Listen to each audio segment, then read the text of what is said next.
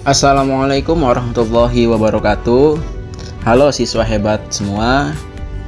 Pada video pembelajaran kali ini, semoga kalian tetap dalam sehat dan bahagia. Baiklah, pada pertemuan daring hari ini kita akan melanjutkan pembelajaran kita ke bab 2, yaitu tentang teks cerita sejarah. Oh iya, sebelumnya saya pernah mengatakan pada pertemuan minggu lalu ya, bahwa sesi mengajukan pertanyaan pada bab 1 akan saya jawab melalui sebuah video pembelajaran. Tapi mengingat pertanyaan kalian menarik sekali dan banyak ya, mungkin akan saya jawab melalui komentar pribadi di Google Classroom ya. Nanti lihat saja, cek Google Classroom masing-masing.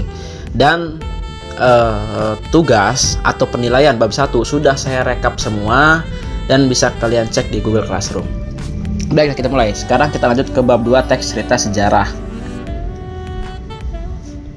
Pada bab 2 kita akan belajar 5 materi secara umum ya. Jadi kita akan belajar tentang pengertian teks cerita sejarah. Hari ini kita akan belajar pengertiannya. Kemudian kita akan belajar ciri-ciri teks cerita sejarah. Kemudian kita akan belajar tentang strukturnya ya. Untuk unsur kebahasaan dan jenis itu nanti di pertemuan kedua atau pertemuan ke-7 ya. Sekarang pertemuan ke-6 minggu depan pokoknya. Untuk tugasnya juga minggu depan. Kemungkinan ini kita materi hari ini ya. Minggu depan itu ada kuis. Di sini kuis dulu, lalu kita nanti lanjut ke materi berikutnya, yaitu tentang unsur kebahasaan. Gitu ya, secara peta konsep materi yang akan kita pelajari ya. Selanjutnya kompetensi dasar.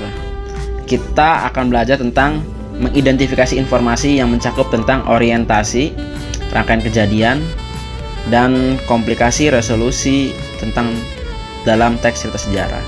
Kemudian kita akan belajar tentang mengonstruksi nilai-nilai informasi dari teks cerita sejarah ya. Jadi kita biasalah kita identifikasi nilai-nilai dari teks cerita sejarah.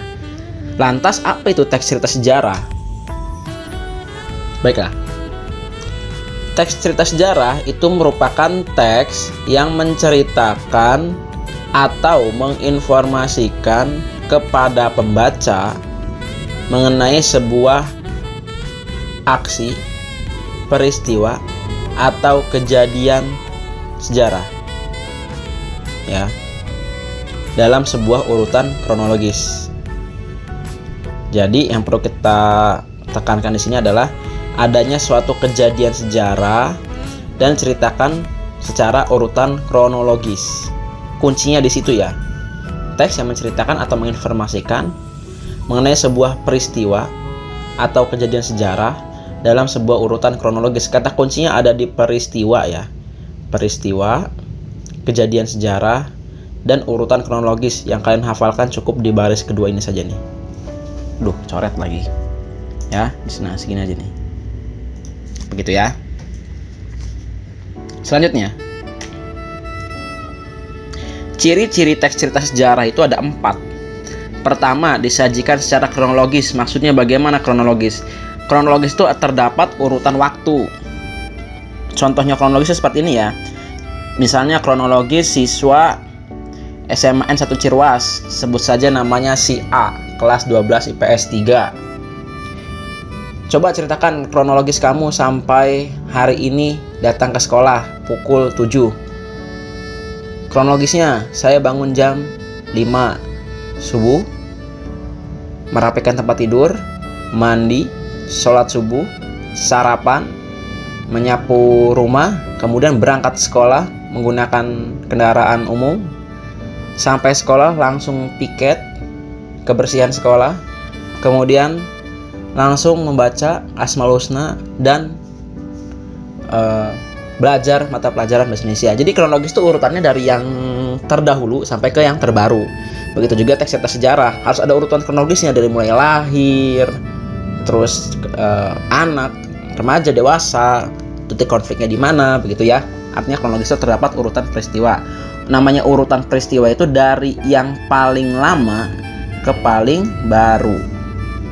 begitu ya. Kemudian bentuk teks cerita ulang. Oh ya, ini kalau di bahasa Inggris ada namanya recount text ya. Cerita ulang artinya cerita sejarah itu adalah cerita yang pernah terjadi. Ya, yang pernah terjadi. Kemudian menggunakan konjungsi temporal. Saat, pada, ketika. Ini ciri-ciri teks cerita sejarah ya. Dan yang paling penting ini nih, berisi fakta. Sejarah itu harus berisi dengan fakta. Jangan mengada-ngada begitu ya. Tidak bisa dikatakan sejarah kalau isinya itu hanya hayalan. Sejarah itu wajib berisi fakta. Jadi saya ulangi lagi, ada 4, tapi yang paling sering atau yang paling kalian mudah hafal adalah 1, disajikan secara kronologis, menggunakan konjungsi temporal, dan berisi dengan fakta. Jangan lupa ini di ujian atau ulangan sering keluar. Selanjutnya, struktur teks cerita sejarah itu berisi orientasi.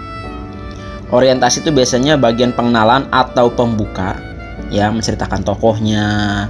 Pada tanggal 17 Agustus 1945 merupakan hari kemerdekaan Indonesia. Pada hari itu, nah, biasanya ada tanggalnya dulu, diceritakan awal-awal kejadiannya deh gitu ya. Pada pukul 8, pada pukul 9 begitu, ya. Setelah orientasi itu masuk ke urutan peristiwa. Urutan peristiwa ini bisa dibagikan bagian isi yang memuat cerita sejarah yang terjadi. Disampaikan, nah jangan lupa, secara urutan kronologis. Jadi isinya, kalau diceritakan itu ya seperti tadi saya contohkan ya, dari mulai waktu terlama ke waktu paling baru. Selanjutnya reorientasi. Nah, reorientasi ini opsional, artinya boleh ada, boleh tidak, tapi bagusnya ada. Jadi 3 strukturnya, orientasi, peristiwa, dan reorientasi. Berisi komentar pribadi, biasanya simpulan atau catatan khusus. Langsung saja siswa semuanya, kita lihat contohnya saja biar tidak bingung ya. Langsung saja kita lihat contohnya. Nanti saya kirimkan ini ke Google Classroom. Di sini saya zoom ya. Ada teks Raden Ajeng Kartini. Nah, saya sudah beri tanda ya. Ada orientasi, lihat, orientasi itu berisi tentang pembuka saja, pengenalan. Raden Ajeng Kartini atau yang kita kenal dengan Ibu Kartini, dia adalah salah satu keturunan keluarga terpandang yang lahir pada tanggal 21 April 1879, mohon maaf. Nah, seperti ini ya, salah satu pembukaannya gitu ya. Kemudian ada urutan peristiwa. Nah, ini isi dari teks cerita sejarahnya. Dari menceritakan adatnya, kemudian sampai ke meninggal ya, secara singkatnya ceritanya ya. Kemudian ada namanya reorientasi. Nah, ini yang maksudnya opsional itu hanya catatan khusus atau simpulan. Kalau di sini penulisnya mengatakan kita tidak boleh melupakan jasa R.A. Kartini, tetapi kita harus mengenang jasa dan menerus sifatnya yang pantang menyerah terhadap masalah apapun. Karena setiap masalah pasti ada jalan keluarnya. Gitu ya.